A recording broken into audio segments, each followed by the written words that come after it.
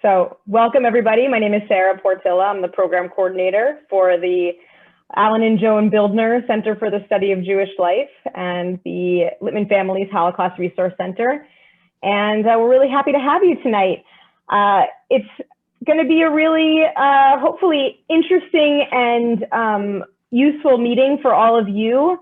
We have 5 wonderful educators who have been volunteered, who offered to help us put together this amazing program to give you all some resources and share things that have worked for them over the course of this challenging year that you've all, I'm sure, faced. And I just want to introduce a couple of people, and then we'll jump right into the program. So we have on this call Karen Small, who's the managing director of the Alan and Joan Bildner Center for the Study of Jewish Life. And we have Colleen Tambucio, who is our pedagogical consultant and a longtime Holocaust educator. And I'm going to let her introduce the teachers that we have with us tonight who are going to be presenting. I just want to run through a couple of ground rules really fast. You all came in muted. You all know how to handle Zoom meetings, but I do want to mention that we're not going to take questions after each of the presentations, but we will, obviously, you'll have plenty of time during the breakout room discussions to chat. And if there are remaining questions at the end, we'll be able to definitely go through some of those. And we'll also send out all of the resources that are discussed here tonight to everyone. Just make sure that when you do go into the Zoom breakout rooms, that's when you turn on your, turn on your cameras, talk to the people who you're with. We really did try to break up people so that you have people who hopefully will at least have some things that are in common with you, whether it's the grade you teach or something that connects you with them. And I think that's it for right now, but I'm going to introduce Colleen, and Colleen will take it from here. And we look forward to hearing all of the amazing conversations tonight.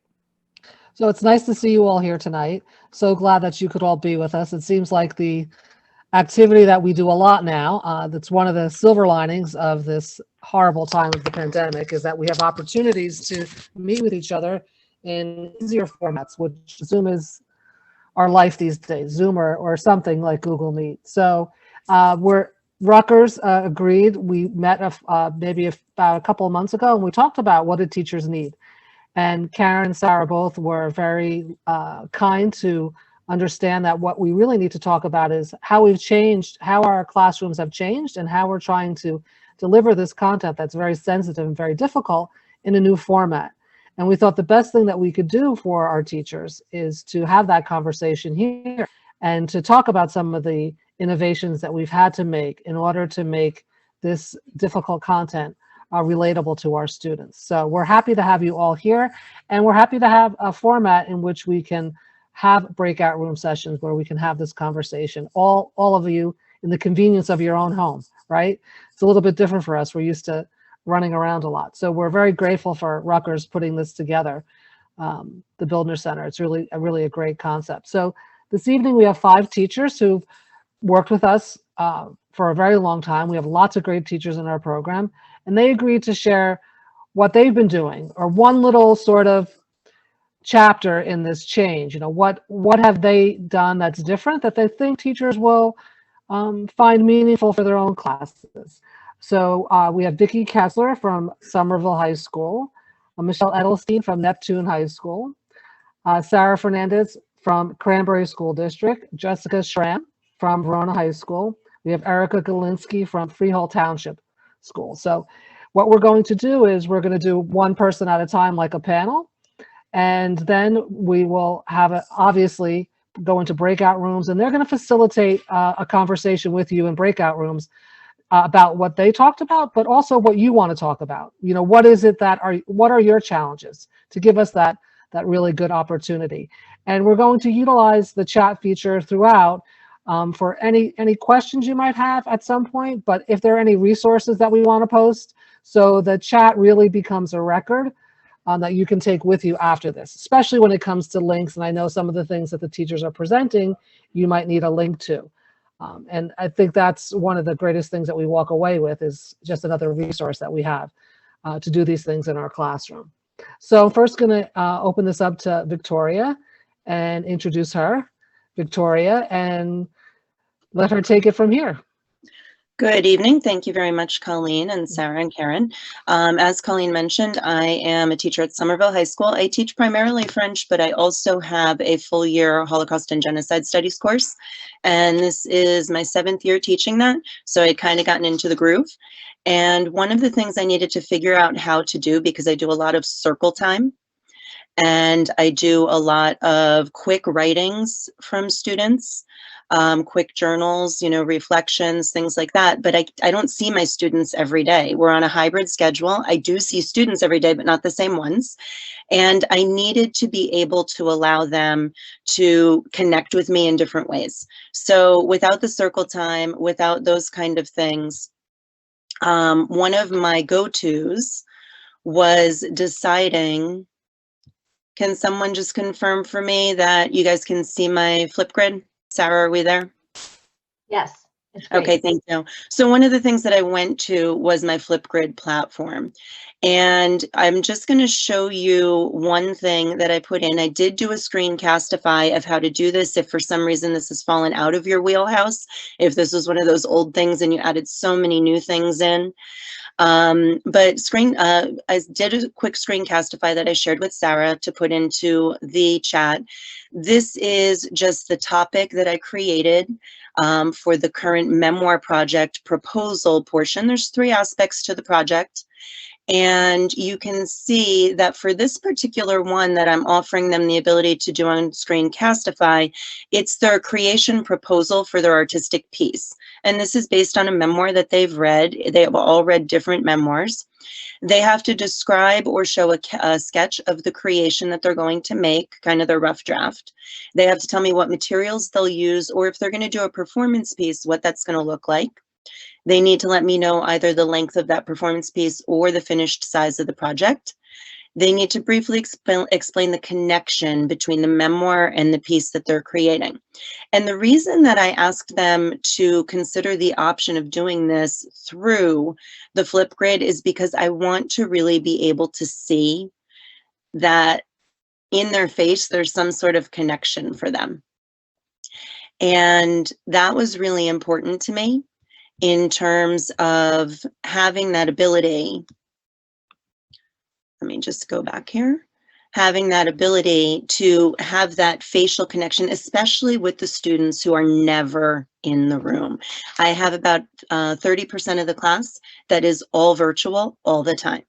I hardly know their voices, and I don't know what their facial expressions look like when they are responding to me. One of the other groups that this was incredibly useful for me are my students with IEPs. They're just kind of exhausted of formatting things. They're exhausted of trying to write down something meaningful all the time, but very often they're ready to talk because they haven't had the opportunity to talk during the day because there's so many kids in the classes. And a lot of them are really shy and hesitant to make fools of themselves. So with this really challenging type of material, it becomes even more important to provide them with a one-on-one way to share with me. But it's also great because then I can respond to them in video, and they actually get to feel like I'm doing a personal touch base with them. So it's kind of the French teacher side of me that went back to this as something to use in my Holocaust and Genocide class. It's not something I normally do, but I'm finding that it's working out really well. And if you want to talk about in the group, you know, some other ways that I've used it, some other types of things I've done with Flipgrid, we can talk about those, or we can talk about your issues. So I will toss the baton. Thank you very much for listening, and I'll see a few of you later. That's awesome. I think you really touched on a really important point, and that is the human connection and the visual connection. And we don't know their voices. When we went back to hybrid the first time, there were kids who walked in my class and I had to say, "Who are you?" Because we, you know, after 2 months of having them in class.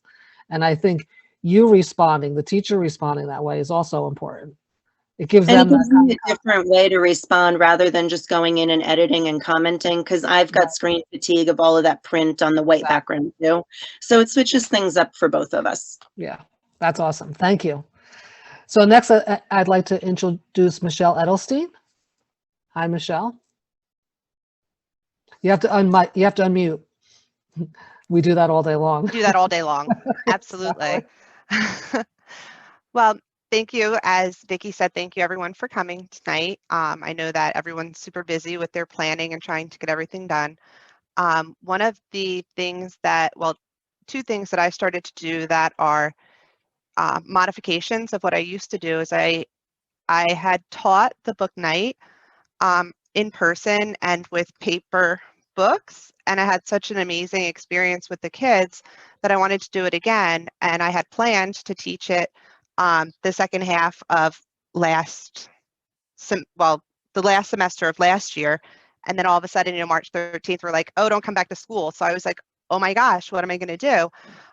So I ended up converting my lessons for night to all digital versions, and I was scared to see, okay, I'm presenting, what was going to happen with the kids when I took this content and I put it all in a digital format. So what I did is I started looking online to see what I could do, and I found that I could provide for my students a completely digital copy of Night for free of charge. So I uploaded a copy of the book for them. I used the guide for this one, I'm sure that you've seen it, to gather some information that I was going to use.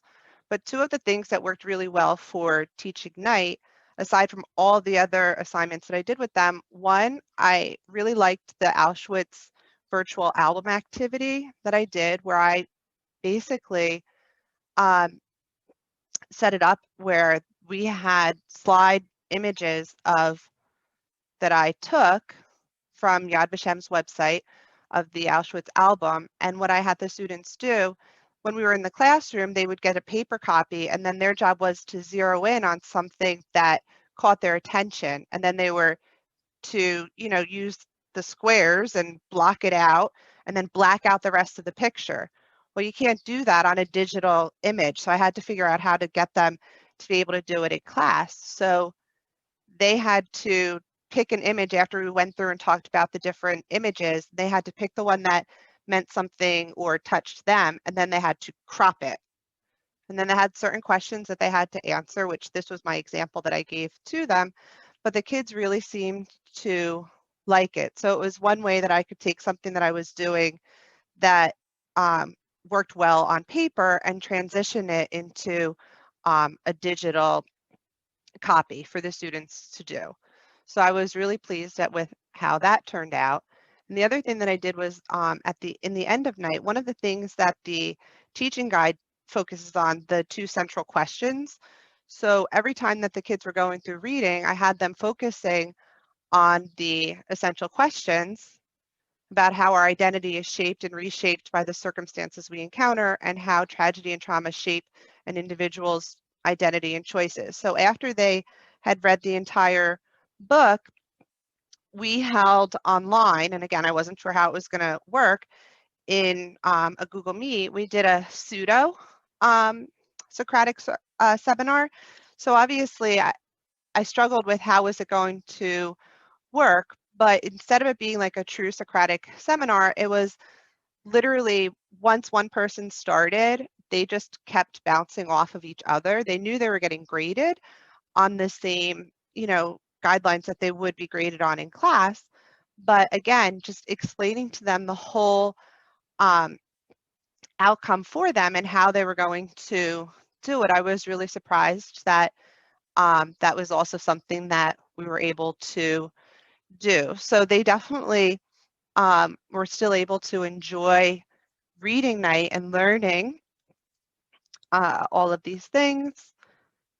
And then the other thing, the big thing that I did this year was using choice boards. And I found that I started like the end of last year, but then I really zoned in on it this year because, like Vicki was saying, with all of the digital choices and the kids, like, everything is constantly thrown at them and they're told you're going to do this.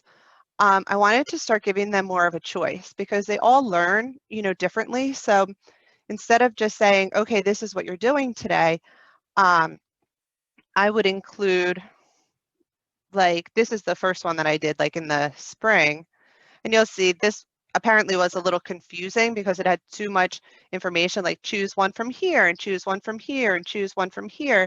And I tried to, you know, organize it in a particular way so that it was clear, but it's not always what we think is clear is not always clear to other people, even though, you know, we think that it is, but I have to remember that I'm an adult and then I work with children.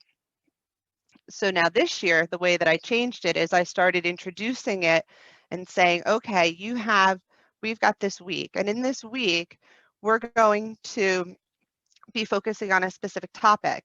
But how you find out about the information for that topic, you decide. You decide how, when you get on the bus, you decide what route you're going to take to get where you need to be. So, for example, here, again, I've grouped the different assignments, and it's not all Holocaust related, but you know, you see we have something that starts off as simple as a short reading to, you know, long survivor testimony and a Google form to fill out as reflection, or, you know, one of those beloved John Green videos that the kids love, just to kind of guide them through. But again, just trying to find different types of materials at all different levels, because not being in the classroom with my students, one of the biggest things I found is that I don't know if you're not verbal or if you're not sharing your screen. I don't know if you get it or you don't get it. I don't know what level you're functioning at. And so I found that one of the biggest modifications had to be in how the work was presented and how they were going to complete it, because it's very difficult if you have students that are all different levels to try and figure out how they're going to learn best. So I decided I would let them decide how they were going to learn best. And those who were going to do it, they took it and they ran with it. And they said they really enjoyed doing the choice boards, which for me as a teacher is kind of boring at times, but if it gets them to learn something about the topics, then however it needs to be presented, I think was really useful. So when we meet, we can talk about any of these, and I'm more than happy to share. And obviously in the choice boards, everything is a link so that it goes to the assignment and they can look at it and choose, oh, this is too hard, or this is just what I want, or I like to do these. It's all about their choice. So I think what helps in the digital setting with the choice boards is that they might actually go look at the assignments. Like on paper, they just read it. I'm not doing that. But here they can click and they can go and they can look and have a little more ownership over what they choose, for sure. And depending on how much work I can find or that I have time to create digitally, I usually try and have a choice board have at least 12 boxes, between 12 and 16. Yeah, and I like the photograph. I think it might even be more enhanced digitally because they can zoom in and they can import it onto a document and really spend time annotating that document, right? So that's certainly. We lost you, Colleen. Can't hear you. Thank you. When I went over this way. We're going to go to Sarah next. Thank you, Michelle. No worries. Hi, I'm Sarah Fernandez, and I, on the panel tonight, I am the only middle school teacher, and I found myself in a bit of, I'm not only the only middle school teacher, I'm the only one presenting and talking about teaching the Rwandan genocide, because that's in my curriculum. We teach Africa, a unit on Africa, and we teach a unit on the Rwandan genocide, and we found ourselves. When I say we, I teach at a very small school. There's only 2 members of the social studies department, me and my partner. That's it. We teach the whole school. So I say we, because I mean, my partner and I, we teach the Rwandan genocide, but for middle schoolers, it's super important, I found, to be with them when you talk about genocide. So we really wrestled this year with how we were going to teach the Rwandan genocide, not being with them. And when we taught this, we were all virtual. Now we're hybrid, but back then we were all virtual. So what we decided to do is we usually show Hotel Rwanda and we teach the genocide through the video. But we didn't do that this year because that wasn't something we can be in the classroom for and stop it and talk about it and comfort children when they're upset. So what we decided to do was focus on the positive in the Rwandan genocide, if that makes any sense at all, because middle school, as many of you know, is such a difficult age to begin with. And you have such a range of maturity. You have some students who are ready for such difficult topics like the Rwandan genocide, and some children who are not ready even at all to deal with these topics. So this year we tried to focus on the positive, and what we really focused on a lot was rescuers. So these are my actual slides from teaching this with my students. I'm going to present them bigger, I hope. Yeah, these are my actual slides. Now, because I teach in a middle school, we spent a lot of time talking about upstanders and bystanders and bullying and things like that. So when we introduced the concept of the rescuer in the genocide and the ethical question of the genocide, the ethical question of the rescuer, we started with something that they kind of knew, that they understood what's an upstander. And we tried to use that to fuel what we were going to do. We also talked a lot about Colonel Dallier. We talked about his book. We read the introduction. You can see I have that linked, the introduction for his book, which they thought was fascinating. And then we did a lot of comparison to the Holocaust.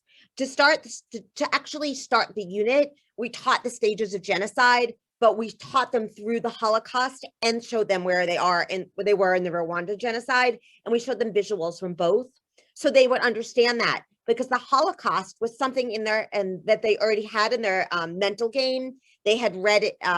They had read some books already in 5th grade about the Holocaust and talked about it a little bit. So we took some of the writings from the Holocaust and showed that to them as well. We talked about the moral question of being my brother's keeper, and of course we showed them the Yad Vashem, the trees in Yad Vashem and what that meant. And then we focused on Carl Wilkins for a little bit, the one American that stayed in Rwanda, and why, like what makes a rescuer, and everything, as you can see, is linked. We have the videos that show why he stayed in Rwanda, or the eyewitness testimony that we have about Carl Wilkins, and that we kind of focused on the ethical question of why be an upstander? You know, what makes somebody an upstander?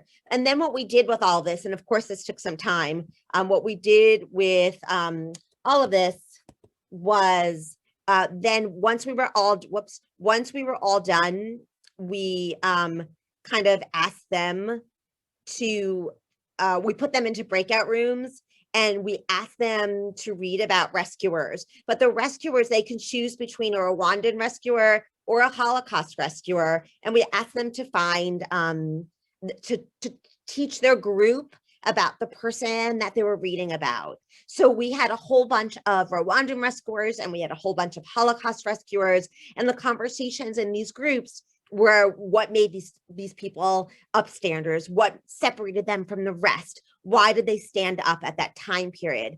Their conversations in group were really something else.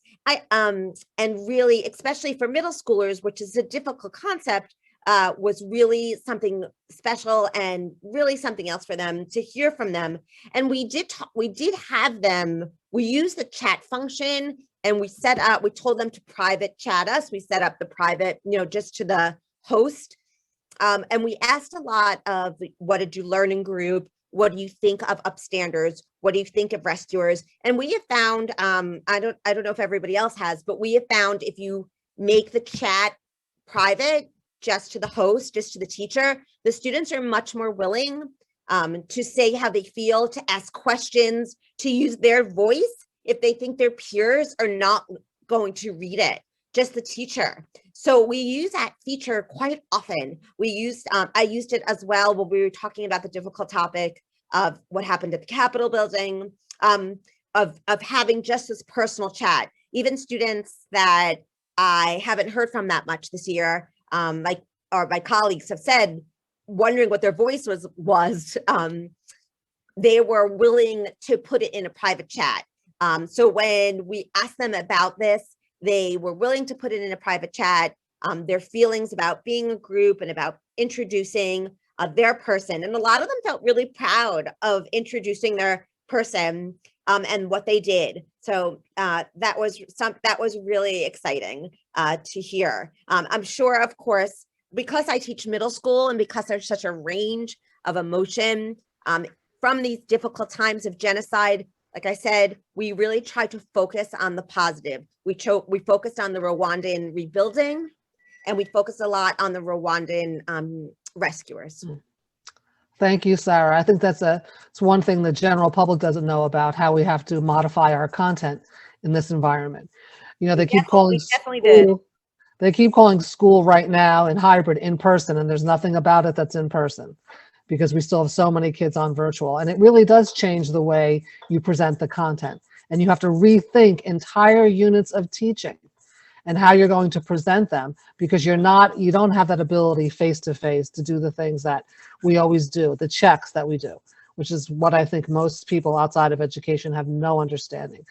And they also have no understanding of the amount of redoing work that teachers need to do in order to make it work.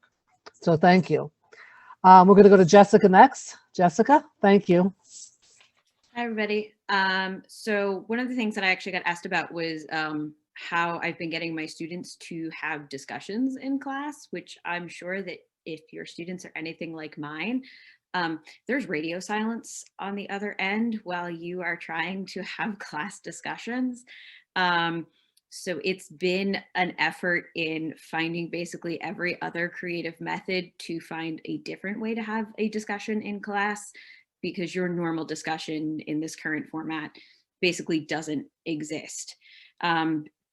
So one of the things that I have actually been doing, hence the asterisk on prompting discussion in the classroom, because verbal discussion gets a little wonky sometimes.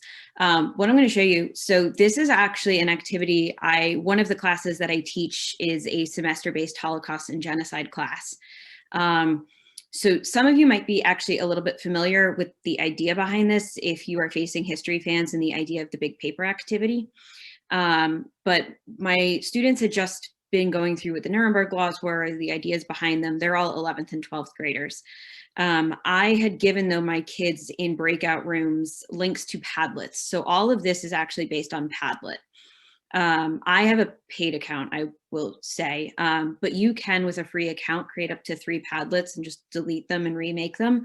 So it's never a bad idea. So I created these with 9 different photos. And then in each you can see I had actually created, so the pink box is kind of my food for thought that I had pre-posted to the kids. In their breakout rooms, they had gone in, they had gotten a link to this Padlet. All of the purple ones are questions that they posted. All of the white are either them responding to my food for thought or responding to the question itself, responding to the questions that their classmates had posted. So this was one of the photos. You can see this is another one. And so this is just an example of an activity that we had done. You can see here's another one. This one didn't actually have as many questions. They had a lot of thoughts, though, on this being the education system that was happening in schools at the time period in terms of race education classes. But what I found was when we'd been actually learning about the Nuremberg laws, and I asked the kids, what are your thoughts? What are your questions, etc. Again, complete radio silence. When I posted the photos, and they would have one round with these, and then they would get a link to a new one in their breakout groups. And so then they would be adding, similarly to what you would be doing if you were in class and moving around to a big paper. I was actually getting a lot more interaction. And so what's nice about this is because all it required from me ahead of time was putting one food for thought, which technically you don't have to do, but I wanted to kind of guide it. One photo and instructions to the kids ahead of time was you can really gear this towards any activity, any lesson to put this in. And so I could then also see, because I can drop in, I can add comments to the kids as I go through. I can in live time see what they're doing and facilitate their discussion. So it's recorded, they can see, etc. And there was just one other, I mean, I have a whole bunch of others that when we get into groups, I can show you as well. But I think as many of us kind of found on January 6th, afterwards when we had to have discussions, one of the things for my kids, when I actually asked them, do you guys have questions? Again, nothing. When I put up a Padlet to them and I asked them, do you guys have questions? And I literally said to them, I posted, I was like, do you guys have questions? And I said, post what your questions are, school appropriate. And I said, I will answer as many as I can, as honestly as I can, based on what information we have. And all of a sudden, the questions started flowing. They didn't want to have to be the one to raise their hand in front of like their classmates, but they were more than willing all of a sudden. And I did this with my freshmen. I did this with my psychology classes. I did this with my Holocaust and genocide classes. When they had the option to post things on Padlet, they were more than willing to ask questions. When I was just asking them in class, do you guys have any questions? And they had to like put a face to a name and raise their hands. Absolutely nothing. So I know that this is just like one of the possibilities that is out there, but I will say I have found that with my kids in a variety of settings, it has really facilitated the fact that they can discuss and they are much more willing to discuss. So that has been something that's been helpful in a variety of methods, and you can do a lot with that. And it's all posted anonymously, which really helps with it, especially when you did the one on January 6th. Mm-hmm. That they didn't want to own their questions. They wanted to do it so that nobody knew who that they were asking those questions for whatever reason, whatever reason they have. Sometimes I looked at the questions that they were asking and they were just general questions, most of them.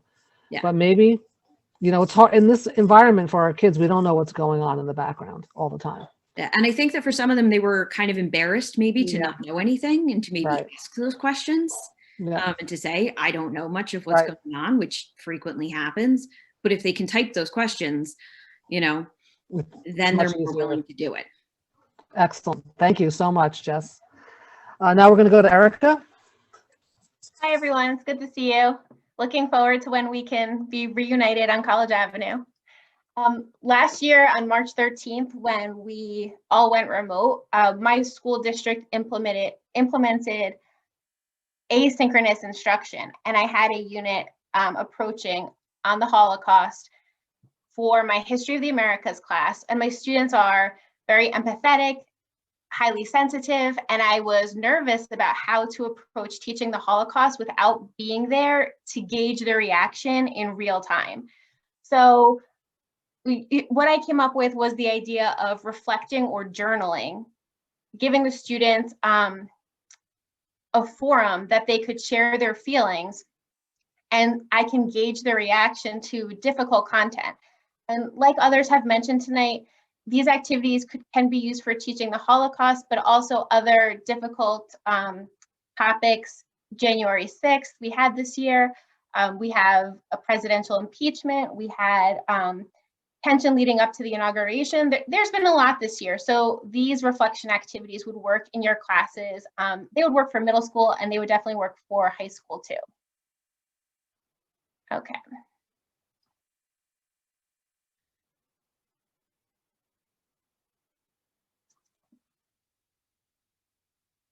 Okay, so I think the first thing that we should keep in mind is we want to provide a safe forum for our students to do three things: to reflect on the content that we're teaching them, to give them the opportunity to share their feelings, their thoughts, and their opinions, and also a safe space to ask questions. So like Michelle said, I believe that providing students choice makes them more willing to open up and share their opinion. So here's a couple of options you can think about using in your classroom if you want to implement journaling with students. So one of them was inspired by a book. It's called The Scribble Diary. I actually put the bibliography information down here. And I took 5 of the, diary entries out of this book, and you could see I created little images here, like protesting, something that is haunting me, in my heart right now, motto of the day, a memo to someone, something that needs to be said, and from, they could insert their name. And this is a great way for students to process difficult information. After they read a journal entry or learned new content or watched a video clip, I would give students the choice of which of these they wanted to reflect, which of these they wanted to use to reflect upon. So they might watch a video clip, like a testimonial, and one student might really be empathizing with what they heard, and they might choose to write, in my heart right now. Or someone might be inspired and think about how it impacts their life and how they want to live their life. So they'll decide to journal in motto of the day. But again, you're giving students choice. And I think students are more likely to do the assignment when they have choice in how they reflect to difficult topics. Another thing that I use with my students is sentence starters. And again, students can choose which ones they respond to. And if you're teaching now, back then we were asynchronous, now we're synchronous. This is also a great activity to break up the lesson. So students need breaks. So maybe you're delivering direct instruction for 5 minutes. After that, take a break and have students complete one of these sentences. You show a 5-minute video clip, take another break, have students respond by answering one of these sentences. So you can intersperse these reflections throughout the period. And then when students submit the work, you can check in on them and see how they're processing this difficult content. So here are some different ones. I learned that, I felt surprised when, I hope that, I'm saddened by, I'm curious about, I wonder why. And you can go on and see these. But again, maybe students would only respond to 5 of these in the course of a class period. Again, they get to choose which ones they respond to. Photo analysis, a great way for students to reflect. What do you see? What do you think? What do you wonder? Why is this image important? Another reflection activity that I like to do with photos is having students write their own caption, a 3 to 4 sentence caption to the photo prior to you giving them information about the people in the photo. And this could be applied to the Holocaust. It could also be applied to current events. Students would have a lot to say about this photo here. And finally, the last activity I wanted to share with you, it's a kind of like as I was saying, it's a way to have a written discussion between students. Has anyone ever done a waterfall activity with their classes? Show of hands. Okay, so do we have time to actually do a sample waterfall activity, or are we running too short on time right now? We are running a little short on time, unfortunately, but we could definitely share, like afterwards. I can send it out in an email. We can figure out a way to give people the whole picture. Okay, yeah, the instructions are listed in the slideshow, which Sarah will share out with you. But basically, students respond to the same question and then they reply to each other's responses. But again, you'll receive a copy of the instructions of how to do that.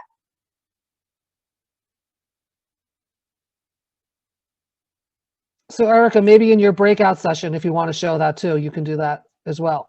Okay, definitely. Yeah. Thank you so much. Those are excellent. And I like the idea that you talked about several different reflection check-ins during a class period. Sometimes we forget that, to break it up. We might do it at the end, but certainly in remote instruction, it's a great idea to break it up. And just that one activity you could use in one lesson and have them do something different, 5 different times during the lesson. Excellent. Thank you so much.